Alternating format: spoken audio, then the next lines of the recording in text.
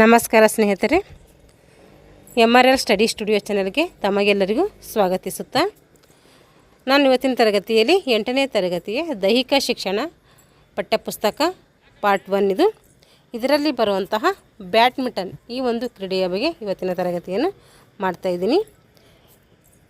ಇದು ದೈಹಿಕ ಶಿಕ್ಷಣ ಶಿಕ್ಷಕರಿಗೂ ಹಾಗೂ 8ನೇ ತರಗತಿಯ ಮಕ್ಕಳಿಗೂ ಉಳಿದೆಲ್ಲ ಎಕ್ಸಾಮ್ಗಳಿಗೂ ಕೂಡ ಏನಾಗುತ್ತೆ, ಇದು ಯೂಸ್ ಆಗುತ್ತೆ ಅಂತ ಹೇಳ್ತಾ ಇವತ್ತಿನ ತರಗತಿಯನ್ನು ಪ್ರಾರಂಭಿಸೋಣ. ಈ ಒಂದು ಕ್ರೀಡೆಯಲ್ಲಿ ನಾವು ಏನೇನು ತಿಳ್ಕೊತೀವಿ, ಬ್ಯಾಡ್ಮಿಂಟನ್ ಕ್ರೀಡೆಯಲ್ಲಿ ಏನು ತಿಳ್ಕೊತೀವಿ ಅಂದರೆ ಬ್ಯಾಡ್ಮಿಂಟನ್ ಆಟದ ಬೆಳವಣಿಗೆ ಬಗ್ಗೆ ತಿಳ್ಕೊತೀವಿ, ಹಾಗೂ ಅದರ ಇತಿಹಾಸ ಹೇಗಾಯಿತು, ಮತ್ತು ಬ್ಯಾಡ್ಮಿಂಟನ್ ಆಟದ ಅಂಕಣ ಮತ್ತು ಅದರ ಅಳತೆ ಎಷ್ಟು, ಹಾಗೆ ಬ್ಯಾಡ್ಮಿಂಟನ್ ಆಟ ಆಡಬೇಕಾದ್ರೆ ಏನೇನು ಸಲಕರಣೆಗಳು ಬೇಕು, ಹಾಗೆ ಬ್ಯಾಡ್ಮಿಂಟನ್ ಆಟದ ನಿಯಮಗಳು, ಇಷ್ಟೆಲ್ಲ ಅಂಶಗಳೇನು ಮಾಡ್ತೀವಿ ನಾವು ಈ ಒಂದು ಅಧ್ಯಾಯದಲ್ಲಿ ತಿಳ್ಕೊತೀವಿ. ಮೊದಲನೇದಾಗಿ ಪ್ರಸ್ತಾವನೆ. ಅದು ಹೇಗೆ ಹುಟ್ಕೋತು, ಅದ್ರ ಪೀಠಿಕೆ ಏನಂತೇಳಿ ಸ್ವಲ್ಪ ನೋಡೋಣ. ಬ್ಯಾಡ್ಮಿಂಟನ್ ಆಟವು ಪ್ರಾಚೀನ ಕಾಲದಿಂದಲೇ ಏನಿದೆ ಪ್ರಚಲಿತದಲ್ಲಿದೆ. ಬ್ಯಾಡ್ಮಿಂಟನ್ ಇವತ್ತಿಂದು ನೆನ್ನೆದು ಅಲ್ಲ, ಇದು ಭಾಳಷ್ಟು ಹಿಂದಿನ ಕಾಲದಿಂದಲೇ ಏನಿದೆ ಪ್ರಚಲಿತದಲ್ಲಿದೆ. ಇತ್ತೀಚಿನ ದಿನಗಳಲ್ಲಿ ಇದನ್ನು ತುಂಬ ಜನಪ್ರಿಯತೆಯನ್ನು ಪಡೆದುಕೊಂಡಿದೆ. ಇತ್ತೀಚಿನ ದಿನಗಳಲ್ಲಿ ಎಲ್ಲ ಜನರು ಏನು ಮಾಡ್ತಾಯಿದ್ದಾರೆ, ಈ ಒಂದು ಬ್ಯಾಡ್ಮಿಂಟನ್ ಕ್ರೀಡೆ ಆಡ್ತಾಯಿದ್ದಾರೆ. ಸ್ಪರ್ಧೆಗೂ ಮಾತ್ರ ಈ ಆಟ ಸೀಮಿತವಾಗಿರದೆ, ಸ್ಪರ್ಧೆ ಮಾಡ್ಲಿಕ್ಕೆ ಮಾತ್ರ ಆಡದೆ ಜನರು ತಮ್ಮ ಆರೋಗ್ಯವನ್ನು ಕಾಪಾಡೋಕ್ಕೆ ಮತ್ತು ಮನೋಲ್ಲಾಸಕ್ಕಾಗಿ ಏನು ಮಾಡ್ತಾಯಿದ್ದಾರೆ, ಈ ಆಟವನ್ನು ಆಡ್ತಾಯಿದ್ದಾರೆ. ಇದು ಸಂತೋಷವನ್ನು ನೀಡುವಂತಹ ಒಂದು ಕ್ರೀಡೆಯಾಗಿರ್ತೈತಿ. ಎಲ್ಲ ವರ್ಗದ ಜನರನ್ನು ಕೂಡ ಏನು ಮಾಡ್ತೈತಿ, ಇದು ಅಭಿರುಚಿಯನ್ನು ಮೂಡಿಸ್ತೈತಿ. ಕಡಿಮೆ ಜಾಗದಲ್ಲಿ ಕಡಿಮೆ ಸಲಕರಣೆಗಳಿಂದ ಈ ಬ್ಯಾಡ್ಮಿಂಟನ್ ಕ್ರೀಡೆಯನ್ನು ಆಡ್ತಾರೆ. ಇದು ಚಿಕ್ಕ ಮಕ್ಕಳಿಂದ ವಯಸ್ಸಾದವರು ಕೂಡ ಈ ಆಟವನ್ನು ಇಂದು ಆಡುವುದನ್ನು ನಾವು ನೋಡ್ಬೋದು. ಹಾಗಾದರೆ ಇತಿಹಾಸ ಅಂದರೆ ಇದು ಹೇಗೆ ಬೆಳವಣಿಗೆ ಆಯಿತು, ಹೇಗೆ ಹುಟ್ಟಿತು ಅಂಥೇಳಿ. 1837ರಲ್ಲಿ ಇಂಗ್ಲೆಂಡಿನ ಗೌಸೆಸ್ಟರ್ ಪಿರಿಯಲ್ಲಿ ಬ್ಲೂಪೋರ್ಟ್ ಡ್ಯೂಕ್ನ ಮನೆಯಲ್ಲಿ ಏನು ಮಾಡ್ತಾರೆ, ಒಂದು ಸಂತೋಷ ಕೂಟವನ್ನು ಏರ್ಪಡಿಸುತ್ತಾರೆ. ಇದು ಕ್ವಶನ್ ಆಗ್ತೈತೆ, ಎಲ್ಲಿ ಹುಟ್ಕೊಳ್ತಂತ. 1873ರಲ್ಲಿ ಇಂಗ್ಲೆಂಡಿನ ಗೌಸೆಸ್ಟರ್ ಪಿರಿಯಲ್ಲಿ ಬ್ಲೂಪೋರ್ಟ್ ಡ್ಯೂಕ್ನ ಮನೆಯಲ್ಲಿ ಏನಾಗ್ತದಂತೆ, ಈ ಒಂದು ಸಂತೋಷ ಕೂಟವನ್ನು ಏರ್ಪಡಿಸ್ತಾರಂತೆ. ಅಲ್ಲಿಗೆ ಆಗಮಿಸಿದಂತಹ ಅತಿಥಿಗಳಿಗೆ ಸಂತೋಷಗೊಳಿಸ್ಬೇಕಲ್ಲ, ಅವರಿಗೇನಂತೆ ಮನೋರಂಜನೆಗೊಳಿಸ್ಬೇಕಲ್ಲ, ಈ ಆಟವನ್ನು ಪ್ರಾರಂಭ ಮಾಡ್ತಾರೆ. ಡ್ಯೂಕ್ನ ಮನೆಯಾದಂತಹ ಬ್ಯಾಡ್ಮಿಂಟನ್ ಹೌಸ್ನಲ್ಲಿ ಏನು ಮಾಡ್ತಾರೆ, ಈ ಕ್ರೀಡೆಯನ್ನು ಮೊಟ್ಟ ಮೊದಲ ಬಾರಿಗೆ ಆಡ್ತಾರೆ. ಅದಕ್ಕೋಸ್ಕರ ಇದಕ್ಕೇನಂತೀವಿ ನಾವು ಬ್ಯಾಡ್ಮಿಂಟನ್ ಅಂಥೇಳಿ ಕರಿತೀವಿ. ಭಾರತದಲ್ಲಿ ಆಂಗ್ಲ ಸೇನಾಧಿಕಾರಿಗಳು ಈ ಆಟವನ್ನು ಕಂಡುಕೊಂಡಿದ್ದರು. ಈ ಆಟಕ್ಕೆ ಪೂನಾ ಗೇಮ್ ಅಂತಲೂ ಕೂಡ ನಾವು ಕರಿತೀವಿ. ಕ್ರಮೇಣ ಇಂಗ್ಲೆಂಡ್ ಬ್ಯಾಡ್ಮಿಂಟನ್ ಫೆಡರೇಷನ್ ಸ್ಥಾಪನೆಗೊಂಡು ಆಲ್ ಇಂಗ್ಲೆಂಡ್ ಚಾಂಪಿಯನ್ಶಿಪ್ ಅಂಥೇಳಿ ಪ್ರಾರಂಭ ಆಗ್ತೈತಿ. ಪ್ರಾರಂಭದಲ್ಲಿ ಏನು ಮಾಡ್ತು, ಇಂಗ್ಲೆಂಡ್ ಬ್ಯಾಡ್ಮಿಂಟನ್ ಫೆಡರೇಷನ್ ಸ್ಥಾಪನೆಗೊಂಡು ಆಮೇಲೆ ಆಲ್ ಇಂಗ್ಲೆಂಡ್ ಚಾಂಪಿಯನ್ಶಿಪ್ಗಳು ಕೂಡ ಏನಾಗ್ತವೆ, ಪ್ರಾರಂಭ ಆಗ್ತವೆ. ಈ ಚಾಂಪಿಯನ್ಶಿಪ್ ಅಂತಾರಾಷ್ಟ್ರೀಯ ಮಟ್ಟದಲ್ಲಿ ಏನಾಯಿತು, ಶ್ರೇಷ್ಠ ಮಟ್ಟದ ಚಾಂಪಿಯನ್ಶಿಪ್ ಅನಿಸ್ಕೊಂಡಿತ್ತು. ಯಾವುದಂದರೆ ಆಲ್ ಇಂಗ್ಲೆಂಡ್ ಚಾಂಪಿಯನ್ಶಿಪ್ ಏನಾಯಿತು, ಇದು ಶ್ರೇಷ್ಠ ಮಟ್ಟ ಅಂದರೆ ಅಂತಾರಾಷ್ಟ್ರೀಯ ಮಟ್ಟದಲ್ಲಿ ಏನು ಮಾಡ್ತು, ಒಳ್ಳೆಯ ಚಾಂಪಿಯನ್ಶಿಪ್ ಅಂತೇಳಿ ಹೆಸರನ್ನು ಮಾಡಿಕೊಂಡಿತ್ತು. ಬ್ಯಾಡ್ಮಿಂಟನ್ ಅಧಿಕೃತವಾಗಿ 1992ರಲ್ಲಿ ಬಾರ್ಸಿಲೋನಾ ಒಲಿಂಪಿಕ್ಸ್ನಲ್ಲಿ ಏನು ಮಾಡ್ತು, ತನ್ನ ಸ್ಥಾನಮಾನವನ್ನು ಪಡೆದುಕೊಂಡಿತ್ತು. ಏನು ಮಾಡ್ತಿದ್ದು, 1992ರಲ್ಲಿ ಬಾರ್ಸಿಲೋನಾ ಒಲಿಂಪಿಕ್ಸ್ನಲ್ಲಿ ಏನು ಮಾಡ್ತದೆ, ತನ್ನ ಸ್ಥಾನಮಾನವನ್ನು ಪಡೆದುಕೊಳ್ತೈತಿ. ಇಷ್ಟು ಅದ್ರ ಇತಿಹಾಸ, ಎದ್ರದ್ದು ಬ್ಯಾಡ್ಮಿಂಟನ್ ಇತಿಹಾಸ. ಇವಾಗ ಅಂಕಣದ ಪರಿಚಯ. ಅಂಕಣ ಎಷ್ಟೆಷ್ಟು ಇರ್ತದೆ, ಮೆಜರ್ಮೆಂಟ್ ಅಂತ ನೋಡ್ಕೊಂಬೋಣ. ಬ್ಯಾಡ್ಮಿಂಟನ್ನಲ್ಲಿ ಸಿಂಗಲ್ಸ್ ಆಡ್ತಾರೆ, ಡಬಲ್ಸ್ ಆಡ್ತಾರೆ, ಮಿಶ್ರ ಡಬಲ್ಸ್ ಆಡ್ತಾರೆ. ಎಲ್ಲ ಪಂದ್ಯಗಳು ಏನಾಗ್ತವೆ ಅಂದರೆ ನಡೀತವೆ. ಸಿಂಗಲ್ಸ್ ಚಿತ್ರದಲ್ಲಿ ತೋರಿಸಿದಂತೆ ಚಿತ್ರ ಇದೆ, ಕೆಳಗೆ ನೋಡೋಣ. ಬದಿರೇಖೆಯ ಒಳಗಿನ ಅಂಕಣ ಮಾತ್ರ ಅನ್ವಯವಾಗ್ತದೆ. ಬದಿರೇಖೆ ಇರ್ತಾವಲ್ಲ, ಅದು ಒಳಗಿನ ಅಂಕಣದಲ್ಲಿ ಮಾತ್ರ ಆಡಬೇಕು. ಡಬಲ್ಸ್ನಲ್ಲಿ ಪೂರ್ತಿ ಅಂಕಣ ಆಗ್ತದೆ. ಏನು ಮಾಡ್ತಾರೆ, ಕನ್ಸಿಡರ್ ಮಾಡ್ತಾರೆ. ಡಬಲ್ಸ್ನಲ್ಲಿ ಸರ್ವಿಸ್ ಮಾಡಿದ ಶಟಲ್ ಅಂಕಣದ ಹಿಂದಿನ ಬಾಕ್ಸ್ನಲ್ಲಿ ಬೀಳ್ಕೊಡೋದು. ಏಕೆಂದರೆ ಅಲ್ಲಿ ಡಬಲ್ಸ್ ಇರ್ತಾರೆ, ಅದು ಕಂಟ್ರೋಲ್ ಮಾಡಬೇಕು ಅಂತ ಅರ್ಥ. ಆದರೆ ಸಿಂಗಲ್ಸ್ನಲ್ಲಿ ಆಟ ಆಡಿದಾಗ ಸರ್ವಿಸ್ ಮಾಡಿದ ಶಟಲ್ ಹಿಂದಿನ ಬಾಕ್ಸ್ನಲ್ಲಿ ಬಿದ್ದರೆ ಅದು ಕೂಡ ಏನಂತಾರೆ, ಸರಿ ಅಂತೇಳಿ ಹೇಳ್ತಾರೆ. ಅದು ಸರಿ ಅಂತ ಹೇಳ್ತಾರೆ, ಆದರೆ ಡಬಲ್ಸ್ ಇದ್ದಲ್ಲಿ ಸರಿ ಅಂತ ಹೇಳಲ್ಲ. ಅಂಕಣವನ್ನು ಸಮಾನವಾಗಿ ವಿಭಜಿಸಲು ಒಂದು ಮಧ್ಯರೇಖೆಯನ್ನು ಇರ್ತೈತಿ. ಅದನ್ನು ಸರ್ವಿಸ್ ಗೆರೆಯಿಂದ ಏನು ಮಾಡ್ತಾರೆ ಅಂದರೆ ಕೊನೆಯ ಗೆರೆಗೆ ಅದು ಇರ್ತೈತಿ. ಹೀಗಾಗಿ ಎಡ ಬಲ ಅಂಕಣ ಎಂದು ಗುರುತಿಸ್ತೀವಿ. ಇದು ಸ್ವಲ್ಪ ಗೇಮ್ ಆಡಿದವರಿಗೆ ಇದ್ರ ಬಗ್ಗೆ ಒಂದು ಐಡಿಯಾ ಬಂದಿರ್ತೈತಿ ಮೆಜರ್ಮೆಂಟ್ ಬಗ್ಗೆ. ಚಿತ್ರದಲ್ಲಿ ತೋರಿಸಿದಂತೆ ಬಲ ಸರ್ವಿಸ್ ಕ್ಷೇತ್ರ, ಎಡ ಸರ್ವಿಸ್ ಕ್ಷೇತ್ರ ಮತ್ತು ಸರ್ವಿಸ್ ರೇಖೆ, ಶಾರ್ಟ್ ಸರ್ವಿಸ್ ರೇಖೆ, ಬದಿ ರೇಖೆಗಳು, ಕೊನೆ ರೇಖೆಗಳು, ಲಾಂಗ್ ಸರ್ವಿಸ್ ಕ್ಷೇತ್ರ, ಹೀಗೆ ಕ್ರಮಬದ್ಧವಾಗಿ ಇವೆಲ್ಲ ಇರ್ತವೆ. ಅಂಕಣದ 4 ಮೂಲೆಗಳಲ್ಲಿ ಬಾಕ್ಸ್ಗಳಿರ್ತವೆ.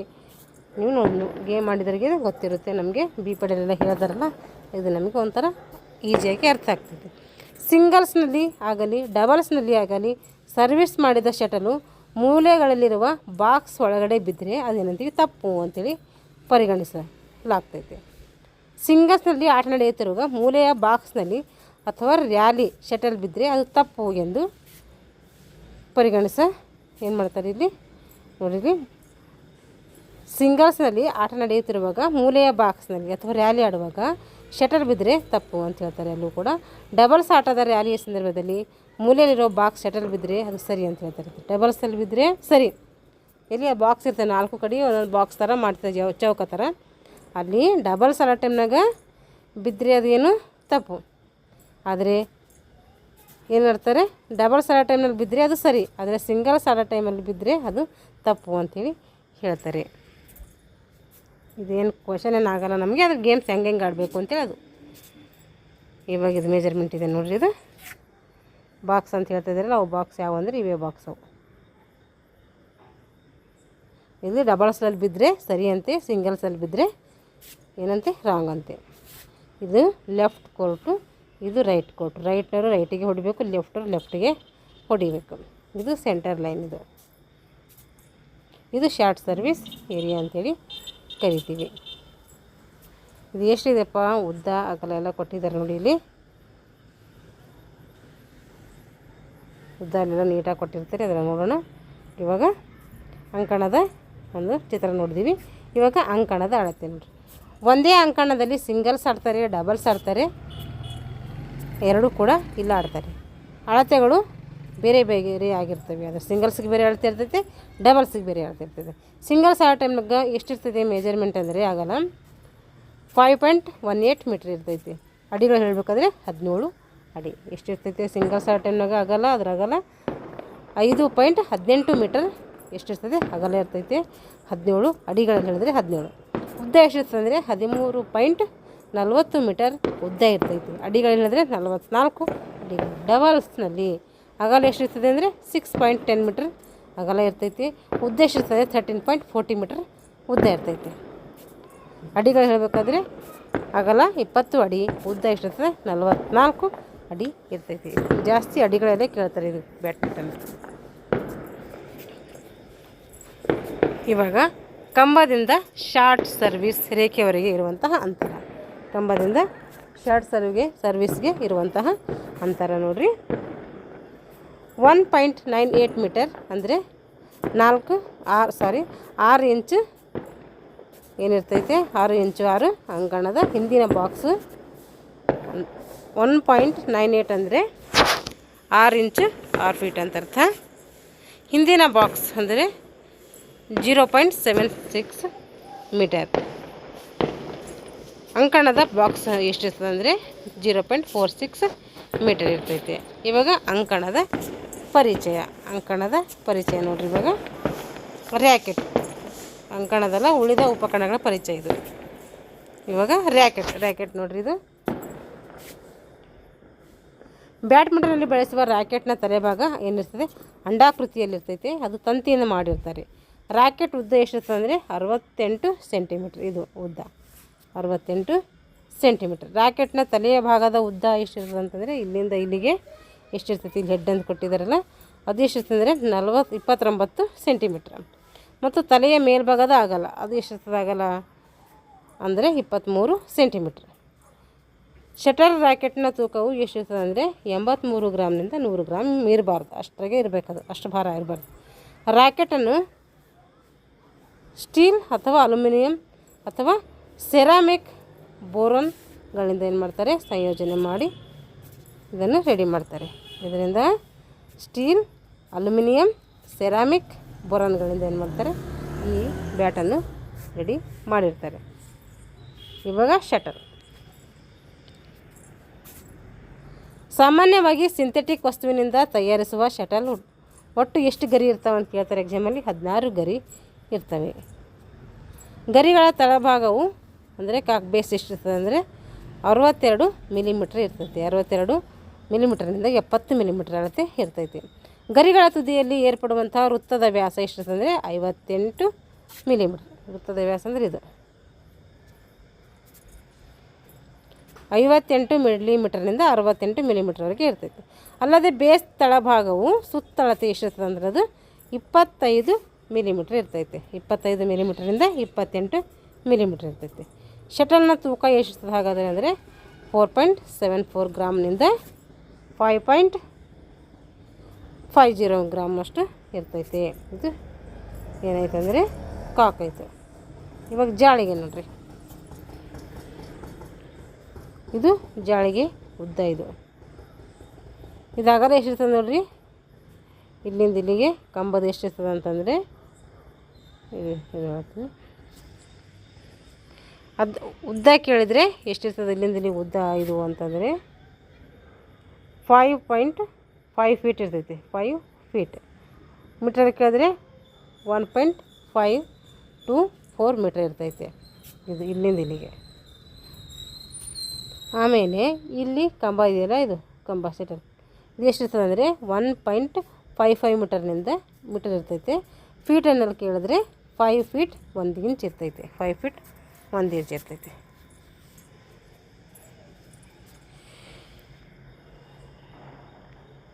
ನೋಡಿರಿ, ಇಲ್ಲಿಂದಿಷ್ಟೇ ಇದು ಇಲ್ಲಿಂದ ಇಲ್ಲಿಗಾಯಿತು. ಇದು ಇಲ್ಲಿಂದಿಷ್ಟೇ ಎಷ್ಟಿರ್ತದೆ ಅಂತಂದರೆ 0.76 ಮೀಟ್ರ್ ಇರ್ತೈತೆ. ಫೀಟಲ್ಲಿ ಕೇಳಿದ್ರೆ 2 ಫೀಟ್ 6 ಇಂಚ್ ಇರ್ತೈತೆ. ನೋಡಿರಿ, ಇವಾಗ ಜಾಳಿಗೆಯು 6.1 ಮೀಟರ್ ಉದ್ದ ಇರ್ತೈತೆ. ಎಷ್ಟು ಉದ್ದ ಇರ್ತದಪ್ಪ ಇದು ಉದ್ದ ಅಂತಂದರೆ 6.1 ಮೀಟರ್ ಉದ್ದ ಇರ್ತೈತೆ. ಎಷ್ಟಿರ್ತದೆ ಅಗಲ ಎಷ್ಟಿರ್ತದೆ ಅಂದರೆ 76 ಸೆಂಟಿಮೀಟ್ರ್ ಅಗಲ ಇರ್ತೈತೆ.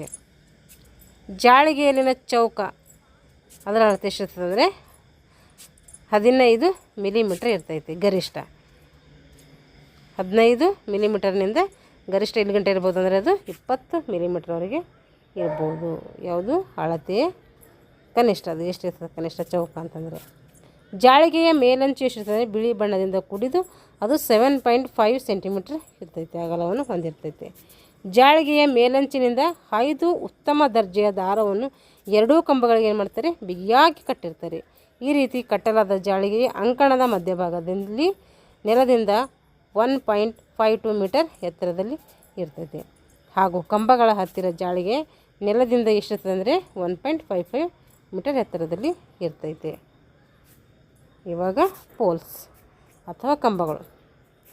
ಅಂಕಣದ ಎರಡೂ ಬದಿ ರೇಖೆಗಳಿಗೆ ತಾಗುವಂತೆ ಹೊರಭಾಗದಲ್ಲಿ ಏನು ಮಾಡ್ತಾರೆ, ಕಂಬಗಳನ್ನು ಇರಿಸ್ತಾರೆ. ಈ ಕಂಬಗಳ ಎತ್ತರ ಎಷ್ಟಿರ್ತದಪ್ಪ ಅಂತಂದರೆ 1.55 ಮೀಟರ್ ಆಗಿರ್ತೈತಿ.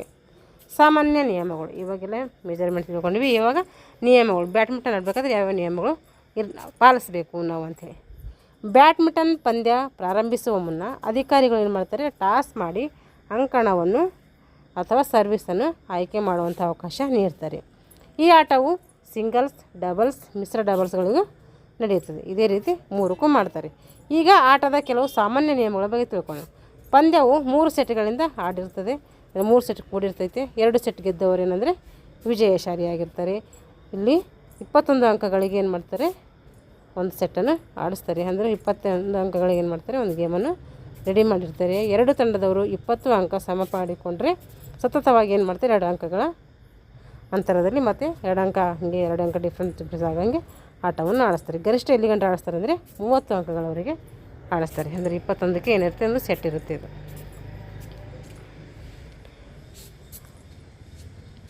ಗೆಲುವು ಸಾಧಿಸಿದಂಥ ತಂಡಕ್ಕೆ ಮುಂದಿನ ಆಟದಲ್ಲಿ ಸರ್ವಿಸ್ ಮಾಡಲು ಅವಕಾಶ ಇರಲ್ಲ.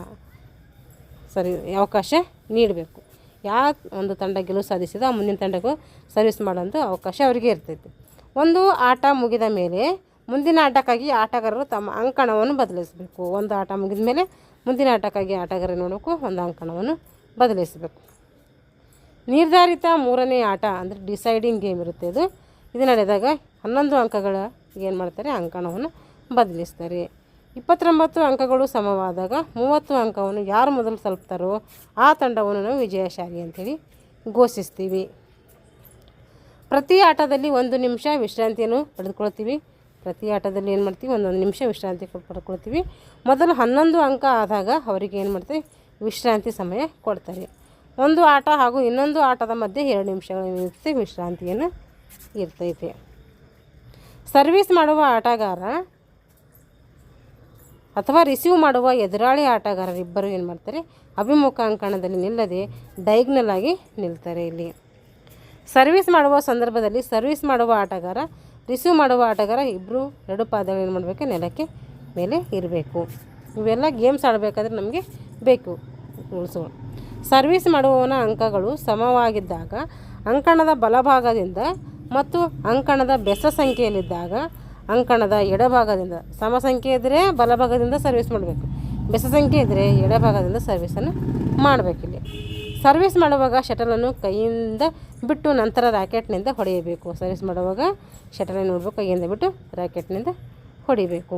ಇವಾಗ ಆಕ್ರಮಗಳು ಏನೇನು ತಪ್ಪುಗಳು ಆಗ್ತವೆ ಅಂತೇಳಿ, ಏನೇನು ತಪ್ಪುಗಳು ಅಂತೇಳಿ ಪರಿಗಣಿಸ್ತಾರೆ ಅಂದರೆ, ರ್ಯಾಲಿ ಅಥವಾ ಸರ್ವಿಸ್ ಮಾಡುವ ಸಂದರ್ಭದಲ್ಲಿ ಶಟಲನ್ನು ಒಂದೇ ಹೊಡೆತದಲ್ಲಿ ಹೊಡೆಯದಿದ್ದಾಗ, ರ್ಯಾಲಿ ಅಥವಾ ಸರ್ವಿಸ್ ಮಾಡುವಾಗ ಒಂದೇ ಹೊಡೆತದಲ್ಲಿ ನೋಡಬೇಕು, ಶಟಲನ್ನು ಹೊಡಿಬೇಕಂತ.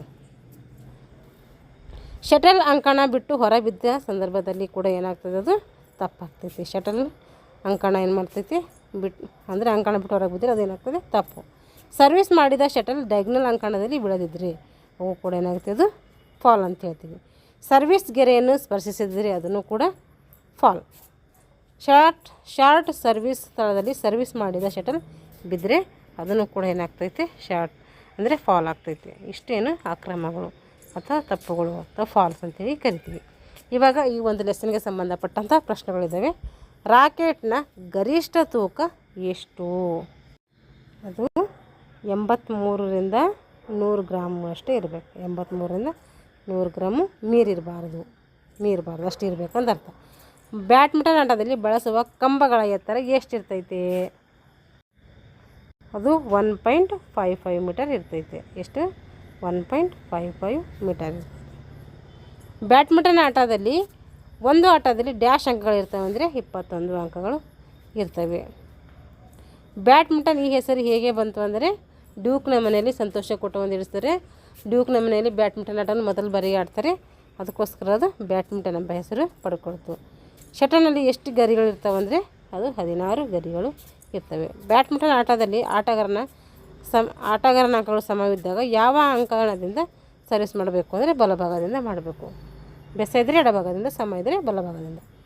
ಬ್ಯಾಡ್ಮಿಂಟನಲ್ಲಿ ಉಪಯೋಗಿಸುವ 2 ಸಲಕರಣೆಗಳೆಂದರೆ ಶಟಲು, ರ್ಯಾಕೆಟು ಇವೆಲ್ಲ ಬಳಸ್ತೀವಿ.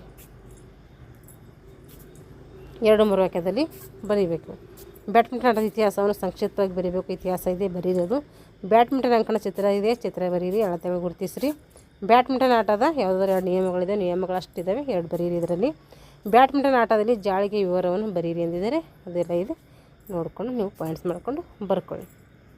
ಇಲ್ಲಿಗೆ ಏನೈತಂದರೆ ಒಂದು ಬ್ಯಾಡ್ಮಿಂಟನ್ ಆಟ ಇಲ್ಲಿಗೆ ಮುಗೀತು. ಮುಂದಿನ ತರಗತಿಯಲ್ಲಿ ಮುಂದಿನ ಒಂದು ವಿಷಯದ ಕುರಿತು ತರಗತಿಯನ್ನು ಮಾಡೋಣ ಅಂತ ಹೇಳ್ತಾ ಇಲ್ಲಿಗೆ ತರಗತಿಯನ್ನು ಮುಗಿಸ್ತಾ ಇದ್ದೀನಿ. Thanks for watching all.